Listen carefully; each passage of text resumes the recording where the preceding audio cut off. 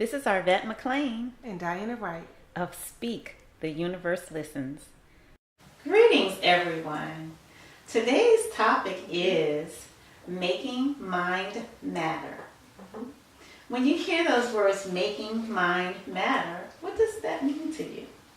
Well, I would have to say when you're talking about matter itself, I look at it as something that is solid, like this table, or our clothes or the outside of us. And that's the first thing that I think that we think about is the physical piece, and we put our focus on that. Mm-hmm. Yeah. And so when we talk about making mind matter, it can be a play on words. But from this standpoint, we're talking about how do you change the energy of your mind to the matter of this table or this solid thing. I'm interested in hearing that. Well, as you know, it's the same thing that we've been talking about for the past year. Wherever our mind goes, our body follows. Wherever our mind goes, solid things happen, reality is created. We're creating our realities with our very thinking, with our minds. So we're making things matter because of what we're focusing on. And I don't want to get into quantum physics and that type of thing because I know when people just hear the words, it can just kind of make their eyes go in their head. But what I will say is if you think of the atom is 99.99999% energy. There's pretty much nothing in the atom. It's only 0.00001% particle or matter. And so when you think about that, everything is made of atoms, and atoms is made of energy. The particle is just such a small part of that. And so when we put our attention on the particle, which is what we tend to do, we put our attention on particles, then that's what shows up, right? So if we think about the human body, if you think about it from the standpoint that our body is made out of atoms, and atoms are just energy, then in a sense we're energy. So our energy field is way out here. But we focus on the particle, which is here. A lot of times let's say when we're stressed or, where we're in an attitude of struggle, we have to figure out how to make things happen, we start focusing our attention on particle. The more we focus on particle, the smaller our energy field gets. The more stressed we are, the smaller our energy field gets. Our energy is going into survival, so to speak. It's like we're taking our energy out of the field and we're putting it to here. When we do that, we are now trying to pull matter through matter versus pulling things through energy. It's a whole different dynamic. So it's very hard to pull matter through matter. But if I'm pulling energy through energy, it's a whole different ballgame. So when I'm saying to you, put your energy on the things that you want. Focus your attention on the future that you would love to have. I'm asking you to remove your attention from the particle, from the current reality, from what you're experiencing as real, and put it out into the field of energy so that your energy can then attract the other energy that's out there. Things are hard for us because we're trying to move them with our physical body and trying to make this happen. So really, it's in a sense of pretty much summarizing a little bit about what you're saying is that you're putting things, what you want, out into almost, I guess, the unknown, but it's positive energy, and you're connecting to what you want that's going to come back to you. And it's not here, it's in the inside, the energy that causes everything to flow. So it's your vibration in a sense. Okay. Right, and our energy is way out here. And, you know, you can see energy on energy fields, and some people can see energy, like they can look at you and see your energy field, which I think is kind of cool in itself. But they have all types of machines and things that they can hook you up to, and it'll show your energy.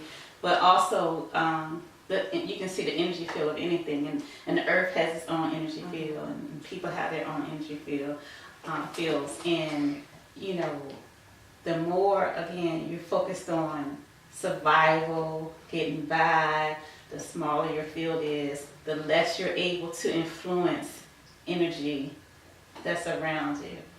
And so I equate this also with transcending your current reality.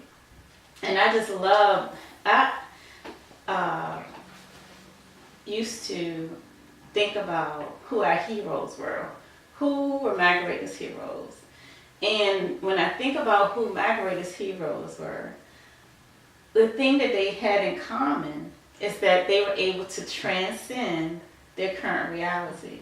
And so they all did the same thing. They were in a situation that was not pretty. And they were able to see a vision of something that was greater, grander, more beautiful. And they put their energy there. And they didn't take their eye off of that. And because that's where their mind was, their body followed. And so, of course, anyone who knows me knows that my greatest heroine is Harriet Tubman. And I just love, you know, I always think about how she was this teeny, you know, this teeny little woman, enslaved in bondage. How did she even have a vision? You know, like she just had a vision of something that she had never experienced. And so we can do that. That's how we're made. Like we can project a future that is yet that's not here yet. And I think that's something that I believe only humans can do. I don't think animals have, you know what I'm saying? That's like a higher power that we have. Like we can project into something that's not manifest. And then we bring it into fruition. So that is the power of taking your attention off of the particle and putting your attention onto the energy field. Okay. So I'm just thinking as you're talking about a situation that happened with me, and that I was able to really experience that myself. Recently, before going on vacation, I had originally said I couldn't go. I wasn't going to go because I had bills I had to pay. I had to do XYZ. When I get back, I would have to do XYZ. So it just really wasn't going to happen. And I was focused on all the things that will cause me not to be able to go on vacation, even though I wanted to go. And I just stopped, and I don't know what made me stop, but I just stopped focusing on those things and started thinking about abundance of what I wanted. Stated that all my bills are going to get paid. I'm going to have an overabundance of money to do everything that I want to do while I'm on vacation, as well as when I come back. And that is what I focused on for many days.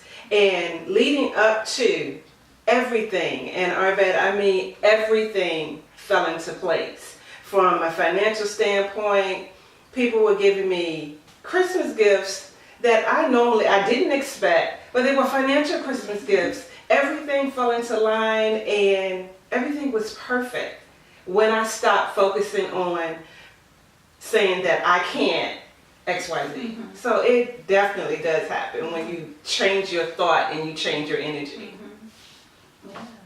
And so the thing that we get hung up on all the time is what's real. Mm-hmm. Because the concrete that feels so real. our belief system are so ingrained that there are things that we cannot see that's right in front of our face. And I just thought about this recently because one of my friends just recently went to Disney World or Disneyland, whichever one is in Florida. And it reminded me of when I had gone as well years ago. And I had made a collect phone call to my best friend. She actually was staying at my house. I called my house collect. So she answered the phone, and the operator was on the phone as well, basically to say, will you accept this collect call?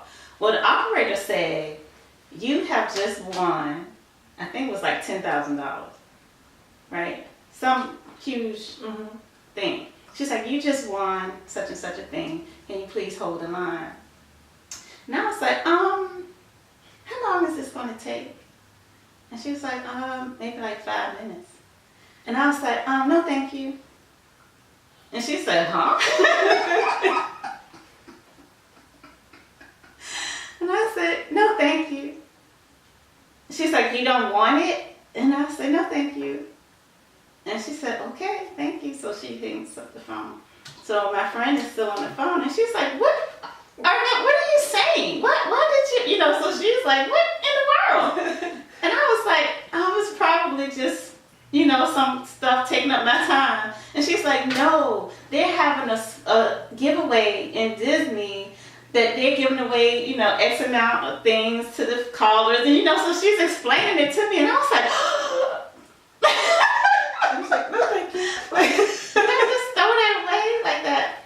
So during the same time period of my life, I was looking for a building to purchase because I was going to start a school. So one of the buildings, and you're familiar with this building is actually the Black History Museum currently. So it was the armory. So that was one of the buildings that I looked into. And when I inquired about the price, they told me I could have it for $1. What did I say? What do you think I said? No, thank you. No, thank you. And why? So in my head, I was like, if they're giving it to me $1, then there's something wrong with the building. I don't want it. So in hindsight, looking at this, what I see is I was ingrained in a certain mindset. Things great don't happen to me. I don't win $10,000. I don't get a building for $1. That stuff doesn't happen to me. So even though it was right in front of my face, it was being offered to me, I didn't see it. I wasn't able to receive it because I wasn't ready for it. And so it wasn't until I started making myself ready in different ways was I able to then start receiving things that were right in front of my face the entire time. And so a lot of times we think things are so hard and so far away, it's going to take so long, and it's right here in front of our face. And all we have to do is be open to receive it. And do you think that it's kind of like how we have been conditioned? How, things have been passed down to us from our parents to, so many people that affect us in our lives that we have that same thought process that we just continue to keep carrying on and keep carrying on. So to think anything else different is just, unimaginable to some people. Yeah. Because most people, you don't think that way. Exactly. I know, I think, I'm not sure if you still do this training, but I used to do this training that I actually designed, this training. But one of the exercises in this training was I had these cards, like playing cards, and I actually drew, let's say if it was clubs, I made some of the clubs red clubs. Or let's say it was supposed to be, let's say I had 5 diamonds, but then I might put a 7 on the card as the number. And so in the training, I'm showing the cards really fast, and people are supposed to write down what they see. And so, of course, they're not writing what they see on the card. They're writing what they think it's supposed to be. Right. So because a club is supposed to be black, if they see a red club, they're not going to say I saw a red club. They're going to say I saw a heart or a diamond. Because because 7 is in the corner, they'll think they saw a card with 7, but not realizing it was 5. And so, but the point of that is, so often we see what we think we're supposed to see. And so if we're thinking from our past or from our conditioning, and we're seeing through those eyes, how much of the world are we missing? A lot of it. A lot of it, because we don't see what's right in front of us. And it's clear, for maybe some people on the outside, like, your best friend, you was on the phone, she was like, what are you doing? And you couldn't see it because that was your conditioning from that standpoint and your thought process. So it's an everyday thing. Yeah. And so the key is, again, in order to transcend our current reality, like a lot of times I don't know how to, if I'm stuck in a way of thinking, I don't see it, so I don't know to go around it. But what I do know is, if that's the future I want, then I need to put my attention on that future. And the more I take my energy off of this one and put it on that one, the more I'm drawing myself to that one. And so a lot of things we don't know how. We don't even know, I don't know the steps, I don't know what's going to be revealed. I don't know how I'm going to get there. But if I put my energy there, then my energy is going to pull that to me. And it'll come in ways unexpected. It's just almost when you put yourself out there, or you're putting those actions out there, as well, and it just happens. Yeah, you'll get ideals, inspired ideals. You'll bump into the right person. You'll find unexpected information. It'll just be a variety of things. And I said a lot of times we think we have to figure out how to get somewhere. And that's one of my strengths, is to figure out how to get from point A to point B. Like, that's my strength. And so then to tell me, oh, I don't have to do it that way. It's another way to do it. So if, in a sense, I was like, but dang, then what am I supposed to do? But at the same time, it's just so freeing to know that I don't have to know how to do things. I don't have to figure it out. I don't have to come up with a logical way to get there, because energy is not linear. It is all encompassing. All things are possible. And in the field of where everything is possible, I don't have to know the one way to do it, because there's a million ways to do it. And all of those ways will come to you as you put your energy out. So I know every week we talk about the same thing. Basically, it's how to create the life that you would love. And I feel like we can't overdo this. I know that for me, the book that changed everything was Deepak Chopra's 7 Spiritual Laws of Success. I reviewed that book so many times. I'm still reviewing it. But I did it over and over again with different people. And every time it sank in a little bit differently and a little bit more. And of course, I do a lot of studying, but that was the catalyst for me that really, and truth be told, I had put the energy out that I was ready to make a change. Like, I felt it in my core, like, it's time for me to do something different. And I said I was going to do something different, but I didn't know what. I didn't have any idea what something different was. And I was introduced to that book by my business partner, because we would read a book. I think every month we would read a book together and discuss it. And so that was her choice. And it totally changed my life. And I think that the more we talk about it, I think you can't hear it too much because hopefully every time we talk about it and kind of hit it from a different angle, maybe it'll sink in a different way. And so today, really thinking about how do you make your mind matter? And you do that by putting your energy, taking your energy off of this current matter and putting it on what you want and bringing that thing to you. Yes. So until next time, this is Arvette. This is Diana. Bye. Bye.